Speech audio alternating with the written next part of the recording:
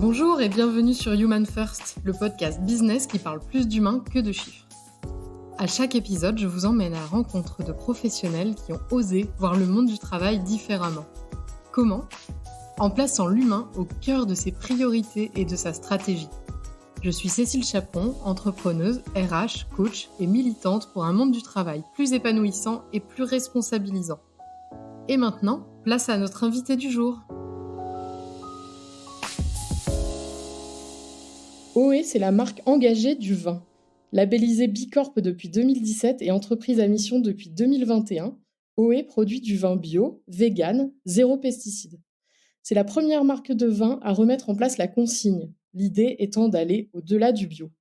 Je vous présente Thomas Lemal, le cofondateur de OE. Bonjour Thomas. Bonjour Cécile, bonjour à tous. Alors d'abord Thomas, qui es-tu ? C'est une bonne question. Qui suis-je? Je suis entrepreneur, mais peut-être avant d'être entrepreneur, je suis le papa de 4 enfants et marié avec Claire. Je suis à Lyon et je crois que par l'entrepreneuriat, on peut faire de très belles choses, que l'entreprise est un énorme levier pour répondre aux enjeux de société. Et dans mes formations passées, quand j'ai mis le doigt là-dessus, je me suis dit, vraiment, il faut que je monte un projet qui serve le bien commun. C'est ça qui m'a amené à OE, et donc je suis entrepreneur. Alors qu'est-ce qui s'est passé pour que vous créez OE ? Puisque vous êtes deux, il me semble. On est 2 cofondateurs, oui, François-Xavier et moi. Moi, pour mon petit parcours, j'ai fait une prépa, une école d'ingé. J'ai travaillé 6 ans chez L'Oréal, 1 an chez Danone.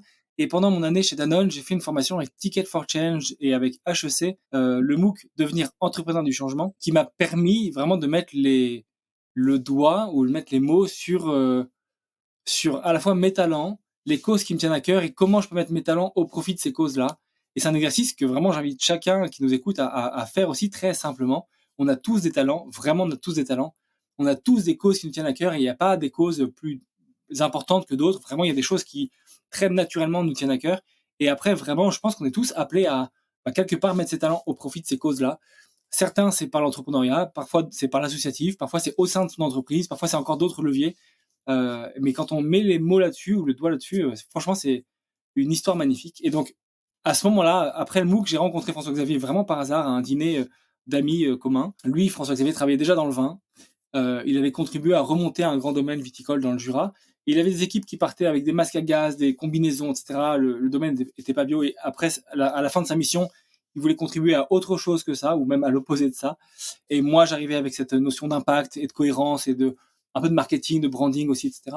Et donc, très vite, on a vu qu'on était très complémentaires, lui et moi. Et c'est toujours une de nos forces chez OE, c'est ce bon duo qu'on fait, lui et moi. Ouais. Et alors raconte-nous du coup, qu'est-ce que vous avez mis en place ? Donc la consigne, le fait qu'il n'y ait pas de pesticides dans vos vignes.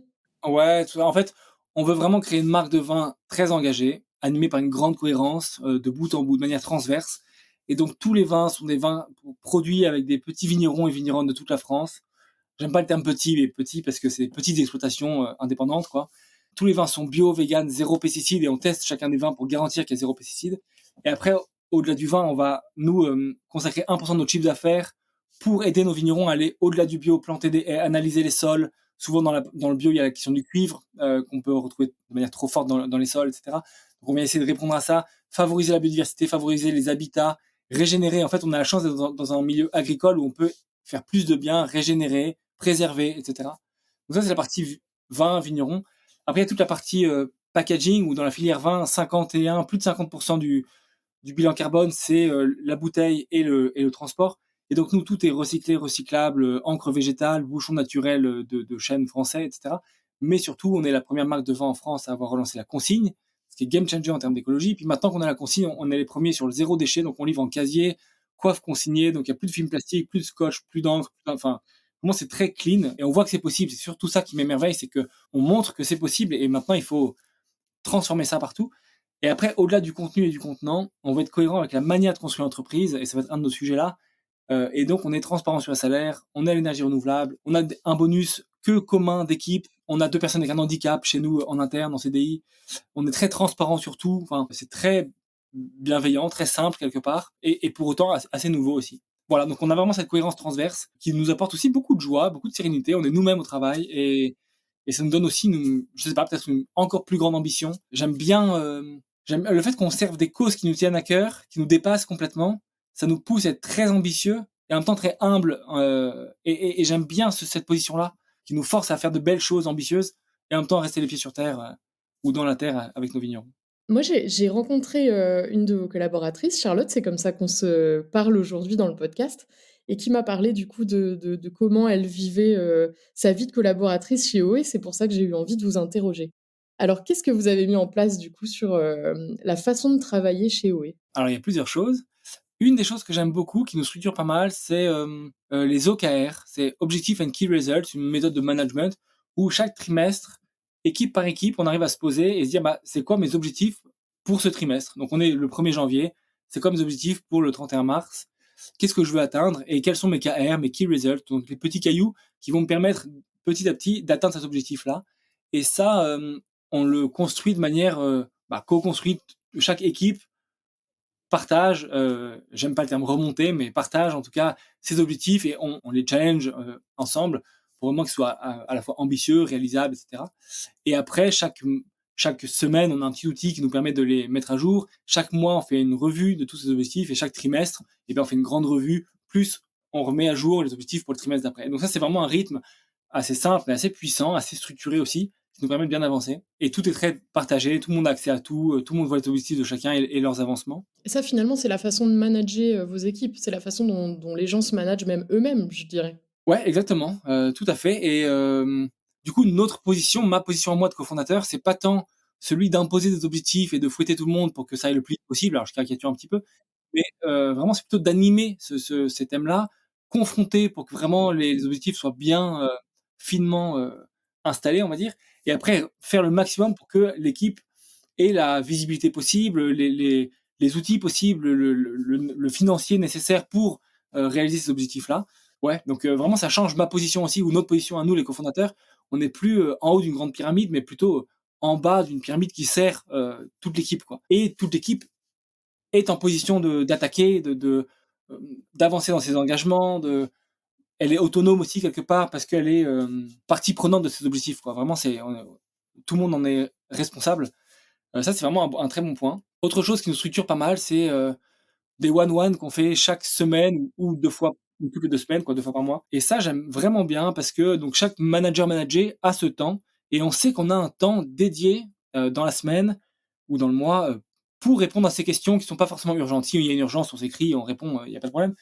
Mais on sait qu'on a un temps dédié, posé ensemble, où on peut se dire les choses, et ce qui va bien, ce qui va moins bien, voilà, les sujets un peu clés, etc., revoir ça. Alors c'est pas du tout du contrôle, c'est pas du tout ça, c'est plutôt avoir un temps où on est disponible, on est vraiment là, le temps il est préparé, l'un comme l'autre, on peut apporter des sujets qu'on sait qu'on va balayer. Parfois c'est des sujets très opérationnels, et parfois c'est des sujets plus difficiles, plus humains, mais ça nous permet d'avoir vraiment ce temps-là. Du coup, il y a beaucoup moins de, je sais pas, de non-dits ou de trucs qui traînent un peu, et il y a vraiment beaucoup d'espace pour se dire les choses très simplement, avant que ça devienne tout un sujet, comme parfois ça peut être le cas. Et peut-être un dernier point que je trouve assez structurant chez nous, c'est un update que chacun fait chaque fin de semaine. Donc chaque vendredi, tout le monde est amené dans un petit outil à se poser et dire bah, quelles ont été mes priorités de cette semaine, de la semaine passée, quelles sont mes grandes prios de la semaine prochaine, est-ce que j'ai besoin d'aide. Donc là encore, c'est un espace pour que chacun puisse dire bah, oulala, sur ce sujet-là, franchement, j'ai besoin d'aide, je ne sais pas comment m'y prendre. Est-ce que j'ai une remarque, voilà, est-ce que j'ai un truc à partager, et puis comment je vais, voilà, de 1 à 5, comment je me sens, etc. Et ça, je trouve hyper intéressant là encore, parce que ça aide l'équipe à vraiment mettre les mots sur leurs grandes briques. Vous savez, c'est toujours cette histoire de grands cailloux là qu'il faut mettre dans le. Je sais pas si tout le monde connaît cette histoire-là, mais il faut remplir un bocal avec des grands cailloux, des petits cailloux et du sable et de l'eau. Et donc, si on commence pas par les grands cailloux, bah du coup, c'est raté. Donc, il faut vraiment commencer par les choses les plus importantes, donc bien les définir et y consacrer le bon temps nécessaire. Donc, j'invite toujours l'équipe, une fois qu'ils ont défini leur gros sujet, bah, de dire bah, est-ce que j'ai vraiment le temps consacré à ces gros sujets pour vraiment les taper, quoi. Et après, voilà, est-ce que j'ai besoin d'aide? Oui, non, et comment je vais? Donc ça nous permet aussi d'avoir ces lieux un peu d'espace, pour ouais, pour se partager les choses, pour se redire les choses, et cetera, et c'est assez structurant aussi. Voilà, c'est peut-être ça les 3 grandes choses qu'on a. Après il y a d'autres plus petites choses, il y a les soirées d'équipe, il y a tout un rythme de choses. On fait une marche en montagne pendant 2 jours, et cetera. Il y a les vendanges en équipe. Enfin, après il y a des choses plutôt sur le rythme annuel, on va dire. Mais dans l'opérationnel, voilà les grands sujets. Et comment est-ce qu'on prend les décisions chez OE? Les grandes décisions structurantes pour l'entreprise, par exemple? Ouais, les grandes décisions, vraiment, alors elle est vraiment très, très grande. Alors ça dépend de qui les fait émerger en 1er peut-être. Souvent, si c'est vraiment une décision importante, quelque part, elles sont confrontées, l'équipe les confronte avec François Xavier, avec moi, et on en parle et après très vite, le sujet, on le met sur la table, ou bien dans une réunion d'équipe, ou bien même, pendant un apéro. Enfin, on très vite, on met les sujets sur la table. On déjeune tous ensemble le midi, enfin très souvent, enfin voilà, ça évolue toujours, mais les déjeuners sont vraiment un moment et donc c'est des moments où même les sujets importants, on en parle, on les met sur la table. Alors on n'est pas tout le temps en train de bosser, hein, je rassure nos auditeurs. Mais voilà, assez vite, on confronte les sujets. Si besoin, on a commencé à créer des cercles qui prennent soin des sujets un peu majeurs. Aujourd'hui, on a 3 cercles. Un sur les RH, un sur le wellness, donc un peu prendre soin de l'équipe, toutes les soirées d'équipe, et cetera. Et il y avait un cercle pour le déménagement, parce il fallait qu'on déménage. C'était un de nos grands sujets, donc il y avait une équipe qui gérait ça. Mais par exemple, le cercle RH, on voulait plus que François-Xavier et moi, on soit les 2 grands princes qui décidons des salaires, si on parle concrètement. Et donc, on a créé ce cercle-là, dans lequel il y a des gens de tout niveau, de tous les corps de métier, on va dire, chez OE. Et donc, quelque chose et la personne, pardon, qui très opérationnellement coordonne un peu ces parties administratives et plus humaines, quoi. Et donc, c'est eux qui décident des salaires, de la grille de compétences, et qui coordonnent tout ça, qui façonnent tout ça. Donc, je dis façonne, j'aime bien ce terme-là, parce que les choses se font petit à petit. Il n'y a pas un truc, une grille, et c'est comme ça. C'est toujours évolutif ou un mouvement, quoi. Et donc, les grandes décisions, pour revenir à ta question initiale, eh bien, elles sont prises comme ça, ou bien dans les cercles, ou bien en discutant très formellement. Si vraiment il y a un truc très important, bah, peut-être on créera un moment dédié à ça pour en parler posément. En tout cas, toujours beaucoup de confrontation et du temps donné. Voilà, c'est pas encore très structuré, mais assez organiquement, les choses se confrontent et se façonnent, quoi. Ouais, vous donnez du temps à la discussion, même, informelle, formelle et informelle, en fait, autour de ces sujets-là. Oui, voilà, et effectivement, si parfois il y a des sujets ultra urgents, et bien là, on réunit les 2, 3, 4 personnes qui sont concernées de près ou de loin sur le sujet, et on les réunit physiquement ou bien par Slack si nécessaire, si vraiment on n'a pas le temps, et on pose le sujet, on pose les plus, les moins, etc. Et boum, on décide. Et du coup, on a une manière de faire qui fait que nos décisions sont assez rapides aussi. Et donc tout ça, c'est assez simple, et ce qui nous donne une vélocité assez puissante, je pense. Voilà, même si j'ai pas de comparable non plus, mais Quand j'ai rencontré Charlotte, elle m'a dit, «Chez OE, on a une culture d'entreprise qui est très forte» et elle m'a dit: «D'ailleurs, on en parle de cette culture d'entreprise». Ça m'a intéressée. Alors, comment vous en parlez? Comment ça se passe de parler de notre culture d'entreprise?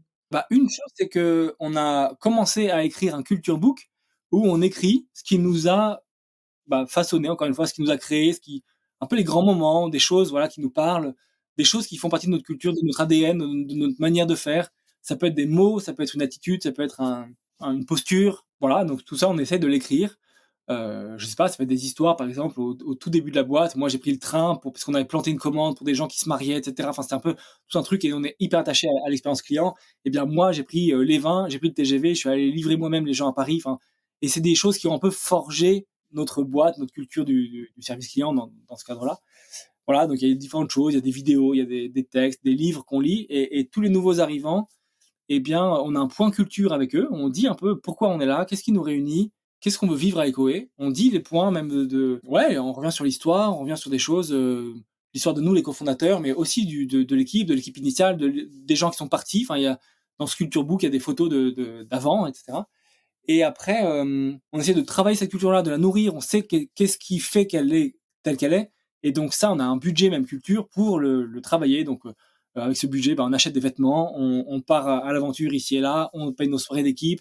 Je sais pas, on essaie de vivre ces moments-là et prendre soin de ces moments-là aussi. Il y a beaucoup de temps ensemble qui font que cette culture est ce qu'elle est, quoi. Il est à destination de tout le monde du coup, le culture book, il est pas juste, pour les nouveaux arrivants? Bah, tout le monde y a accès, toute l'équipe y a accès. Après, il n'est pas encore public au grand public, mais j'aimerais bien, pour être franc, j'aimerais bien qu'on arrive à consacrer plus de temps à ce culture book et le pousser aussi loin qu'on aurait aimé.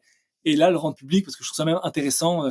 Ouais, c'est même sympa, enfin, de voir l'évolution de la boîte. Maintenant, on a 7 ans, donc on a un peu de bouteille, sans jeu de mots. Et donc, ouais, je trouve ça intéressant, voilà. Après, et c'est vraiment un culture book où on continue à écrire dedans, avec des intuitions, des choses. Moi, il y a des choses où je remarque qu'on le vit depuis le début, et en fait, c'est que maintenant que je mets les mots dessus, et donc j'essaie de bien le dire, et cetera. Enfin, ouais, les choses, elles émergent aussi comme ça. Donc ça, on essaie de le préserver, sachant qu'on veut pas que tout soit figé, c'est pas du tout le but.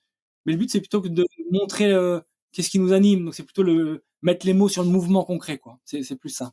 Est-ce que, le fait que vous soyez, bicorp et entreprise à mission, donc d'abord bicorp et ensuite entreprise à mission, est-ce que, à ton sens, c'est, quelque chose qui contribue à l'engagement des collaborateurs? À 100% oui, très clairement. Je dirais pour plusieurs raisons, Bicorp et entreprise à mission, l'idée, c'est vraiment un mouvement et donc c'est pas du tout une case à cocher et puis tu l'as et terminé, c'est OK. C'est vraiment, être dans une démarche de progrès, observer ce que j'ai dans les mains, comment je peux mettre au profit du bien commun, se laisser challenger aussi. Bicorp, là, on est en train de refaire donc tous les 3 ans, il faut être recertifié, donc là, ça fera 6 ans, là, dans les mois qui viennent.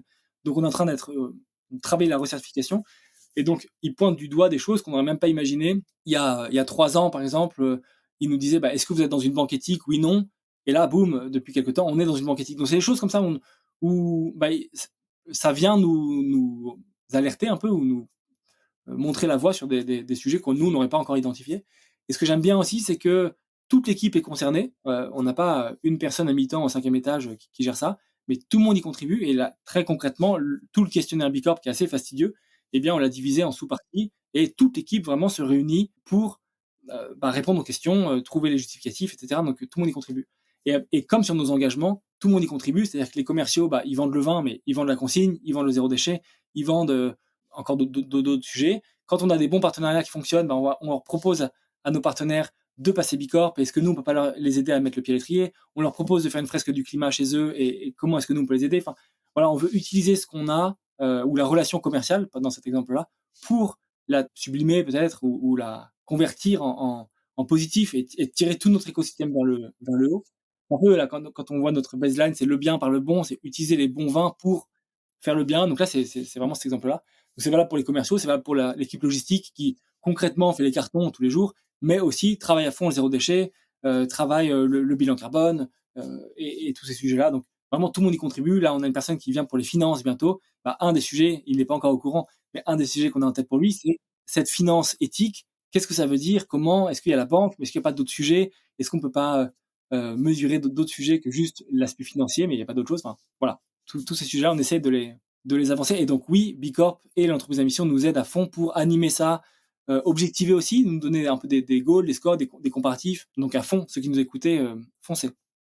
En fait, c'est grâce à votre mission d'entreprise que vous prenez vos décisions, c'est-à-dire que c'est ça le filtre de toutes les décisions, finalement? Ouais, ouais, tout à fait. Et en fait, à chaque décision qu'on doit prendre, il y a la question engagement. On se dit, mais vraiment, on enlève la question d'argent, on enlève les contraintes physiques, etc. C'est quoi le truc, enfin, c'est quoi la réponse la plus engagée? Ça, vraiment, on essaie de bien l'identifier. Une fois qu'on a identifié ça, on se dit, OK, c'est quoi les contraintes financières? C'est quoi les autres contraintes? C'est quoi les contraintes de temps? Enfin, qu'est-ce que ça veut dire? Est-ce qu'on peut cocher cette case-là, mais aussi les autres? Oui, non. Et donc, j'aime bien réfléchir comme ça. Et c'est ça, ouais, qui guide nos choix. Alors, parfois, il faut faire des choix, je sais pas, un peu différents. J'ai pas d'exemple là en tête, mais en tout cas, on essaie de bien identifier la réponse écologique ou sociale, enfin bref, la réponse d'engagement et de regarder les réponses ou le mouvement qu'on doit prendre au regard du sujet, quoi. Ouais. Et sur votre site internet, il y a écrit en gros, une phrase qui m'a marquée où c'était écrit: «On doit faire encore mieux». J'ai bien compris que c'était plutôt sur des sujets, écologiques, environnementaux et cetera. Mais qu'est-ce que tu dirais, que vous avez encore à faire mieux sur les sujets, de management, de gouvernance et cetera? En fait, sur les aspects sociaux, il y a la question du handicap qui est un vrai sujet chez nous, qu'on a commencé à travailler et j'aimerais beaucoup enfin, plus la boîte va se déployer, plus on veut, aller dans ce sens-là et rendre, possible cette question-là du handicap. Sur les aspects, plus humains, il y a la question de la famille, la vie de famille. On est plusieurs maintenant, parents. Moi, j'ai 4 enfants. Il y en a d'autres dans l'équipe qui ont des enfants et donc comment OE peut servir les familles? C'est pas juste, c'est OK, il y a OE et il y a la famille, puis en fait, on fait en sorte que ce soit OK, mais c'est plutôt comment on peut limite servir la vie de famille et que ce soit vraiment, plus qu'un OK, qu'on puisse être, à la fois soi-même et que, par exemple, un exemple très concret, il y a différentes femmes dans l'équipe qui ont pas encore d'enfants et en entretien semestriel, on évoque vraiment, on met sur la table, on dit: «On te confie beaucoup» parce qu'on leur confie beaucoup, dans leur poste actuel, mais faisons en sorte que ce qu'on te confie ne freine pas ta vie de famille potentielle. Après, tu fais ce que tu veux, il y a aucun sujet, c'est ton sujet, mais qu'on te freine pas. Moi, j'ai vu dans mes expériences précédentes où on te confie tellement et on te verrouille tellement que même mentalement, tu es verrouillé, quoi. Et donc la seule manière, si tu veux avancer ta vie de famille, c'est quitter ta boîte. Il y a un truc qui marche pas, quoi. Et c'est pas l'un ou l'autre. Il faut que ce soit l'un et l'autre, joliment, avec beaucoup de cœur et de joie des deux côtés. Voilà. Après, dans nos processus de décision, ça, c'est encore nouveau. On a ces cercles là qui commencent à émerger. C'est encore le tout début. Là, on est en train de bien les expliciter et les faire vivre. Il y a des nouveaux cercles qui vont émerger, entre autres sur la performance de l'entreprise. On veut vraiment mieux travailler ce sujet-là encore, pour encore mieux le muscler, quoi. Et donc, je pense que ces cercles-là, il faut vraiment qu'on les rende 100% autonomes, parce que quand même, FX et moi, on est toujours là, les deux cofondateurs, on est toujours là, un peu derrière, et mine de rien, quand il faut trancher, et bien hop, on tranche, et c'est vite fait, et c'est fait, et le truc avance. Et c'est pas forcément la bonne démarche, faut vraiment qu'on en arrive à respecter bien les cercles et le temps des cercles aussi. Donc, il y a toujours la question du temps qui est au milieu de tout ça, qui est un peu non mesurable et impalpable. Et pour autant, elle est toujours au milieu des décisions, au milieu de l'impact. Il y a toujours cette question du temps qui est ultra intéressante. Et dans les sujets humains, il y a toujours cette question du temps aussi qui est là, qui permet ou pas forcément de faire la chose sainement. Ouais, voilà. Après, il y a forcément d'autres leviers, mais qu'on n'a pas forcément identifiés, etc. Mais vraiment là-dessus, on a, je pense, beaucoup à faire pour faire mieux. Sur les prises de décision autonomes, il y a le premier épisode, tout premier du podcast qui évoque Infusio et cette boîte-là, a vachement bossé le sujet de la prise de décision, partagée. C'est vachement intéressant. Moi, j'aimerais bien avoir un petit exemple concret j'adore ton sujet, comment on sert la famille. C'est pas soit l'un, soit l'autre. On essaye de travailler un état d'esprit aussi qui fait qu'on ne se met pas nous-mêmes des barrières pour notre vie de famille. Je trouve ça vraiment passionnant. C'est un peu la première fois que j'en entends parler vraiment dans ces termes-là dans le podcast.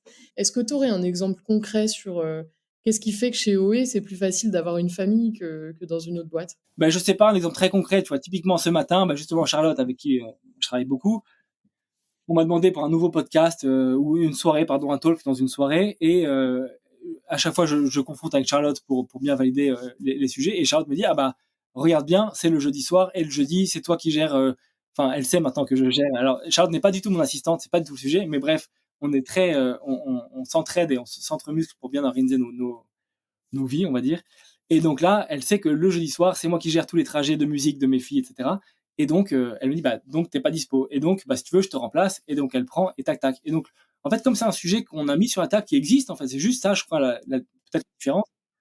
Comme il existe, on peut en parler très simplement. Et donc, quand l'équipe doit partir plus tôt parce qu'ils doivent aller chercher les enfants à la crèche ou à l'école, en fait, c'est pas un problème, c'est pas un sujet. Peut-être qu'ils ont commencé plus tôt, peut-être qu'ils rebosseront le soir, peut-être que pas du tout. Mais en fait, c'est un sujet qui existe et donc on n'est pas obligé de se cacher, on n'est pas obligé de. En fait, ça m'a fait tilt il y a quelques temps où j'ai dû venir avec 2 de mes filles au travail parce que je sais plus, il y avait une grève ou je sais plus trop, ou une prof malade ou je sais plus ce que c'était. Et je suis venu ici au travail avec elles deux, donc elles étaient là, elles sont encore jeunes, donc elles dessinaient, elles jouaient un peu ici. Et j'ai des gars du taf qui me dit, mais c'est marrant parce que t'es le même entre Thomas manager ou cofondateur et Thomas papa de ces deux filles qui étaient là. Et en fait, il me dit, mais c'est impossible, ça ne marche pas comme ça. Normalement, avec tes filles, t'es gentil, avec nous, avec des gros guillemets, t'es méchant, quoi. Et en fait, ça m'a fait tilt. Je me suis dit, mais en fait, la chance qu'on a chez nous, c'est qu'on est nous-mêmes, vraiment nous-mêmes, et enfin, c'est bête, mais on vient habillé comme on est, et du coup, étant papa, et d'autres maintenant sont venus ici ou là avec leurs enfants parce qu'il y avait quelques contraintes. Et en fait, c'est vraiment une chance qu'on a, je pense. Mais la clé, c'est, je pense, juste de rendre ce sujet existant, comme le sujet des naissances, comme le sujet, je sais pas, ça peut être les décès, ça peut être, enfin bref, en fait, tout ça, c'est des sujets qui existent dans nos vies perso. Et parfois, j'ai l'impression qu'on a une certaine pudeur ou une certaine honte à les rendre, enfin, à la mettre dans la sphère pro. Voilà, c'est comme ça que j'explique en tout cas aujourd'hui. Et donc mon enjeu, c'est d'être paisiblement dans la sphère pro sans tout mélanger, sans que tout soit transparent partout. Absolument, chacun reste avec sa vie, son équilibre pro-perso, mais pour autant, voilà, on peut prendre soin des choses comme ça, quoi. Moi, j'ai une petite, question qui sort un petit peu de tout ce qu'on vient de se dire. C'est sur le sujet de la consigne. C'est c'est pas sur le même sujet, mais est-ce que c'est rentable maintenant la consigne? Ouais, c'est une bonne question. La consigne, c'est rentable maintenant, oui. En fait, il y a 3 ans, quand on l'a lancé, on me disait: «Mais tu fais fausse route, ça ne marchera pas. La filière vin n'est pas structurée pour ça». Et bizarrement, ça marche, ce qui me fait dire que souvent les schémas mentaux sont les vrais freins, ils sont là. Et la consigne, c'est 79% de gaz à effet de serre en moins, c'est 76% d'énergie en moins et 51% d'eau en moins. Et là, avec l'explosion du coût de l'énergie, quand on voit qu'on gagne 71% d'énergie en moins, 76% d'énergie en moins, eh bien, d'ores et déjà, une bouteille qui est réemployée, donc issue de la consigne, coûte moins cher qu'une bouteille qui est neuve, qui a été fondue dans des fours à 1500 degrés, qui chauffe H24 et qui consomme une énergie colossale. Donc oui, la consigne est rentable et c'est un bel exemple de choix qui soient et écologiques et économiques. Souvent, on a ce contre-exemple. Enfin, on se dit, l'écologie coûte cher. On a un peu ce truc-là. Manger bio, c'est plus cher. Voilà. On se dit ça. Pour autant, là, c'est un bel exemple c'est un beau contre-exemple. Comme sur nos vins, il n'y a pas de capsule, par exemple. La capsule qui pèse 2 grammes et qui est en fait pas en alu, mais en complexe d'aluminium, ça se recycle pas. Et donc, la capsule, c'est des dizaines de milliers de tonnes par an de capsules qui sont mises sur le marché, qui sont non recyclables. Tout ça, c'est un déchet qu'on enlève. Nous, on n'en a pas. Et on gagne de l'argent à faire ça. Voilà. C'est des beaux exemples de choix écologiques et économiques. Si on veut acheter vos vins, ça se passe comment? Ou bien sur oeforgood.com, et on livre toute la France, ou bien dans les petites épiceries Vrac, Bio, Zéro Déchet, qui sont vraiment nos meilleurs partenaires qui jouent le jeu sur la consigne, tout ça. Et donc là, vous pouvez acheter vos bouteilles et les rendre dans ces épiceries souvent. Ou bien on est chez des acteurs plus grands, on est chez Naturalia, chez Botanique, dans certains Biocoop, etc., etc. OK. Et donc, ces entreprises-là, elles jouent le jeu, elles rendent les bouteilles et cetera, les clients, ramènent bien leurs bouteilles? Eh bien, certains acteurs jouent le jeu et d'autres pas encore. Et nous, l'idée, c'est que toutes nos bouteilles sont physiquement réemployables. Et donc là où c'est pas encore, où la logique de consigne n'est pas encore installée, eh bien nous, on travaille avec les équipes RSE ou logistique pour les aider à mettre le sujet sur la table et rendre possible la consigne chez eux. Donc on veut que nos vins soient un peu comme un cheval de Troie au sein des enseignes qui jouent pas encore le jeu. Et là où ils jouent le jeu, foncez, parce que franchement, c'est des acteurs qui sont à l'avant-garde aussi de ces sujets-là et qui contribuent à vraiment changer la donne. Ouais, et puis c'est moi, du coup, j'ai eu envie d'acheter au vin, donc c'est hyper facile de trouver les points de vente sur le site internet, c'est vraiment, pas compliqué. Qu'est-ce que tu donnerais comme conseil à, un entrepreneur qui se lance et qui a envie de faire les choses bien en termes d'humain, qui a envie d'autonomiser les gens, que les gens se sentent bien chez eux? Qu'est-ce que tu donnerais comme conseil? Je dirais, peut-être 2 choses. Je dirais, vraiment d'essayer de mettre les mots sur qu'est-ce qui serait pour moi une réussite? Alors évidemment, on va tout de suite penser, on est en France, chiffre d'affaires, tout ça. Mais quelle serait vraiment une réussite humaine? Qu'est-ce qui, moi, me rend heureux? Qu'est-ce qui m'apporte le plus de joie? Essayer de mettre les mots là-dessus et se dire: «Viens, chiche, dans ma boîte, on le fait et on fait que les gens soient heureux, et très simplement». Et juste de mettre les mots là-dessus, je pense que déjà ça peut vraiment aider. Et après, je pense qu'il faut commencer petit. Et si on parle des sujets d'équipe, je dirais, réunir l'équipe et dire, qu'est-ce qui vous rend plus joyeux? Qu'est-ce que vous préférez? De quoi vous pensez avoir besoin? Et venez, on le fait. Et puis, les choses se font. Et vraiment de se mettre en mouvement. Commencer petit, il faut pas trop se prendre la tête. Faire, nous, tous les mois, on a une soirée d'équipe. Peut-être faire tous les mois une soirée d'équipe. Et puis, on a nos déjeuners qui sont très simples. On n'a pas de téléphone à table. C'est un peu comme à la maison avec les enfants. Mais pour autant, c'est une règle qu'on a chez nous. Et du coup, on a des belles discussions, des vrais sujets, parfois clivants, parfois hyper intéressants, parfois pas du tout, etc. En tout cas, nos déjeuners façonnent aussi notre culture de boîte. Voilà, il y a plein de choses très faciles à faire, hein. Il y a pas besoin forcément de mettre des gros processus, des outils, des machines, des trucs. Et peut-être, je crois que la transparence, c'est une intuition que j'ai, je sais pas si c'est vrai ou pas, mais je pense que la transparence permet aussi tout ça. Donc, transparence des salaires, transparence sur le business plan, transparence sur moi, mes difficultés d'entrepreneur. Enfin, voilà, ce truc-là, je pense que ça aide beaucoup de gagner en transparence. Voilà. Et ça aide les équipes et donc ça contribue à ce cycle assez simple et assez positif, je pense. Ouais, ça vous arrive du coup de partager vos difficultés d'entrepreneur avec François Xavier et avec l'équipe? Ouais, ouais, ouais, honnêtement, oui. Nous, moi, j'ai ma vie de famille aussi, donc il y a régulièrement des matins où je dis que je me suis fait défoncer cette nuit par les enfants et que du coup, je suis KO. Et c'est pas grave, c'est comme ça, on vit avec. Mais voilà, c'est des petits sujets comme ça où parfois, quand on a levé des fonds et parfois c'est dur, c'est compliqué, eh bien, on le dit aussi à l'équipe. Alors après, il faut toujours juger de qu'est-ce qu'on dit, pour pas non plus les stresser, etc. Faut être malin aussi là-dessus, mais ouais, de dire les choses, de pas cacher, typiquement, là, ce matin, on avait la grande revue du business plan. Il y a un business plan, le même pour tous les actionnaires, pour toute l'équipe, pour nous. Il n'y en a qu'un seul et il est partagé, il est public entre tous. Et donc, c'est, je pense, hyper sain, par exemple. Voilà, et on en parle, on me dit, là-dessus, on est au clair, là-dessus, franchement, on est un peu stressé, etc. Enfin, voilà, tout ça, ça existe. J'aime bien voir ce qui est et puis juste en parler simplement. Quelque part, c'est très simple, quoi, ouais. Et tout à l'heure, tu as dit comme conseil de se poser la question de: «Qu'est-ce qui me rendrait heureux, en tant qu'entrepreneur?» Et toi alors, qu'est-ce qui te rend heureux et fier, aujourd'hui dans ton job d'entrepreneur? Franchement, je dirais 2 choses. Une chose, vraiment, c'est la joie de l'équipe. C'est un truc, qu'on a, que je c'est pas un truc que tu peux acheter comme ça, c'est pas voilà. Et je pense que, je sais pas, d'être joyeux au travail, ou d'avoir cette sérénité, même s'il y a 1000 défis, 1000 choses qu'on n'arrive pas aussi assez bien et cetera, mais ce truc-là, je trouve ça génial et je pense que ça change enfin, c'est même pas que je le pense, c'est que ça change concrètement notre quotidien, ou en tout cas mon quotidien à moi. Donc ça, trop bien. Et peut-être le deuxième chose, c'est qu'on a quand même réussi chez OE à être vraiment acteur du changement, à générer des changements, à aller détricoter des changements, essuyer les plâtres et tout ça. J'adore cette culture-là, ou ce mindset qu'on a réussi à mettre en place et qu'on arrive à un peu processer quand même, à muscler, à travailler. Et d'avoir réussi ce truc-là, bah, je trouve que c'est une belle réussite. Et surtout, moi, ça me parle, c'est vraiment mon truc aussi. Donc, ouais, franchement, ça me rend aussi assez heureux, c'est vrai. Et puis, quand on a préparé l'interview, tu me disais aussi, bah, tu sais, nous, on fait les choses de façon un peu intuitive, on s'est pas entouré d'experts sur le sujet de la gouvernance ou du management, mais voilà, on fait les choses avec simplicité, humilité. C'est vrai que ça m'a marqué quand tu m'as dit ça. Ouais, c'est vrai. C'est aussi lié au droit à l'erreur, hein, vraiment, on sait qu'on fait des erreurs. Alors le but, c'est d'en faire non pas le moins possible, mais peut-être on dit en start-up, hein, de faire le plus d'erreurs possible, mais qu'une seule fois et le plus vite possible. Comme ça, t'itères, t'itères, t'itères. Mais on a le droit à l'erreur dans tous nos entretiens semestriels. On se dit: «Mais vraiment, est-ce que tu as fait des erreurs ces 6 derniers mois? Qu'est-ce que tu en as appris? Pourquoi?» et cetera. Donc mettons-nous en difficulté peut-être, ou faisons des paris aussi.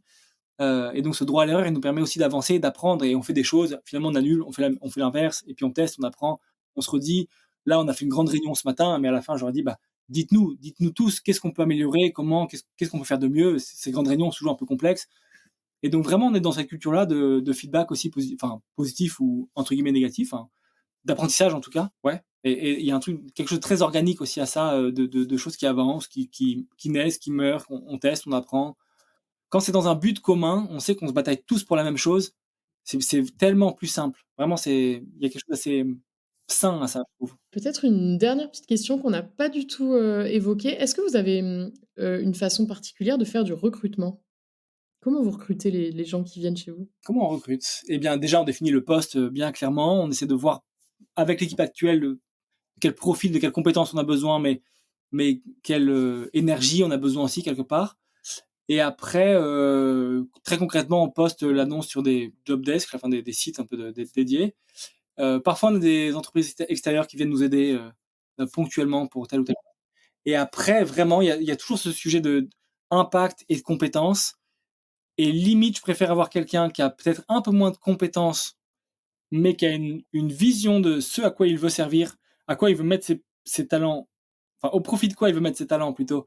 Et si là-dessus on se comprend bien, si je sens que, ou si on sent que le discours il est simple, assez humble aussi quelque part, et assez hargneux quelque part aussi. À mes yeux, les compétences, elles vont suivre. Alors évidemment, c'est toujours plus rassurant d'avoir le gars qui coche toutes les cases des compétences, mais honnêtement, ouais, les compétences, ça s'apprend. Enfin bref, là-dessus, on n'a pas trop de stress. Voilà, c'est un peu flou ce que je dis peut-être, mais c'est un peu ça notre manière de faire. On veut vraiment. Après, on a différents entretiens avec différentes personnes de l'équipe, de différents corps de métier aussi d'équipe. Il n'y a pas que l'équipe commerciale si c'est un commercial. Et puis pour les recrutements, on a toujours un déjeuner avec l'équipe. À la fois, on veut que la personne puisse se projeter concrètement dans les locaux, comment on vit, comment c'est, etc. Et un déjeuner, ça permet aussi au reste de l'équipe de voir un peu, de sentir la personne. Alors, c'est pas un déjeuner de jugement, c'est pas du tout ça, mais c'est plutôt un déjeuner pour être ensemble, pour voir un peu comment ça se passe. Et je pense qu'on sent aussi les gens, enfin, ça nous fait un temps un peu, non pas gratuit, mais un peu un temps ensemble, quoi, où, je sais pas, on sent les choses aussi. Voilà, aujourd'hui, c'est comme ça qu'on recrute. Et c'est déjà arrivé à l'issue de ce déjeuner que la personne ne fasse pas son entrée chez vous? Ouais, ouais, c'est déjà arrivé. C'est déjà arrivé aussi qu'une personne qui n'a rien à voir avec le poste me dise: «Bah, Tom, honnêtement, je le sens pas du tout», et on l'a pas prise du coup. Parce que justement l'idée de ce déjeuner, c'est que quand même une certaine unanimité. Alors c'est jamais si évident que ça, mais voilà. Et s'il y a un veto de quelqu'un, honnêtement, on prend pas. Pas de pression pour ceux qui veulent postuler, c'est pas du tout l'idée, mais l'idée, c'est justement de gagner la simplicité, quoi. Ouais, non, mais c'est important pour vous de garder une bonne ambiance, comme tu l'as dit, le fait de rester joyeux en équipe, c'est capital pour vous, ça se sent. Ouais, ouais, ouais. Avec quand même ce truc de on veut pas recruter que les mêmes gens que nous, que des gens qui ont les mêmes convictions, qui ont le même truc, et cetera. Évidemment, il y a le fait de se batailler pour servir le bien commun de manière générale, et cetera. Mais après, on est tous ultra différents, très divers aussi, et cetera. Ce qui aussi apporte à cette richesse, voilà. C'est pas qu'une question d'ambiance aussi, c'est une question de qu'est-ce que je veux servir, quoi, et à quoi je veux m'engager, à quoi je veux consacrer mon temps, investir mon temps, oui, et mes talents. Merci beaucoup Thomas, je te remercie, vivement pour l'humilité dont tu fais preuve. C'est vraiment toujours, super agréable d'interroger quelqu'un qui se remet en question et puis qui a pas, la science infuse. Vraiment, je te remercie beaucoup, pour ta simplicité, mais aussi pour, la vision que tu mets et puis le cœur que tu as à l'ouvrage, c'est hyper agréable. Vraiment, merci beaucoup. Merci Cécile, merci pour ça. J'espère que vous avez aimé cet épisode autant que moi. Si vous connaissez quelqu'un qui aurait beaucoup de choses à dire sur le sujet, je serais très intéressée de le savoir. Alors partagez-nous son nom en commentaire. Pour nous soutenir, n'hésitez pas à partager cet épisode et à vous abonner à notre chaîne pour ne pas manquer les prochains. Et si l'envie de nous mettre plein d'étoiles et un commentaire vous prenez, n'hésitez surtout pas. À bientôt!